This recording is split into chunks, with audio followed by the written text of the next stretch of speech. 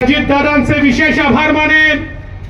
ज्यावेळी युतीमध्ये ही जागा राष्ट्रवादी काँग्रेस पक्षाला गेली त्यावेळी अजितदादांना आम्ही सगळ्यांनी विनंती केली की दादा या ठिकाणी महादेवराव जानकरांना आपण लढवलं पाहिजे। दादांनी तात्काळ विटेकरांना बोलवलं आणि सांगितलं की आपल्याला महादेव जानकरांना ही जागा दिली पाहिजे आणि त्यांनीही ते मान्य केलं।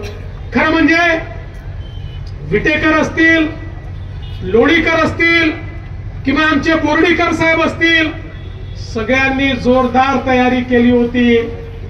पण आता या तीनही ताकदी आणि मंचावरची सगळी ताकद आता महादेवराव जानकरांच्या पाठीशी उभी राहणार आहे। माननीय शिंदे साहेबांच्या नेतृत्वात शिवसेना असेल, अजितदादांच्या नेतृत्वात राष्ट्रवादी काँग्रेस असेल, मोदीजींच्या नेतृत्वात तर आम्ही सगळे काम करतोय। भारतीय जनता पार्टी असेल, आमची रिपाई असेल, आमचं रासप असेल, आमच्या सदाभाऊ खोतांची रयत क्रांती असेल, मी सगळ्यांची नावं घेत नाही, पण एक अतिशय मोठा अशा प्रकारचं महायुतीचं एक गठबंधन आम्ही तयार केलंय।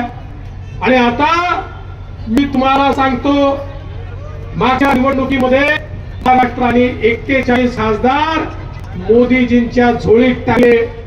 आता तो रेकॉर्ड आम्ही मोडणार आहोत आणि त्याही पेक्षा जास्त खासदार या ठिकाणी मोदीजींसोबत जाणार आहेत। आणि त्या खासदारांमध्ये जशा आमच्या पंकजाताई असणार आहेत तेच आमचे महादेवराव जानकर देखील त्या खासदारांमध्ये असणार आहेत, हा विश्वास मला आहे।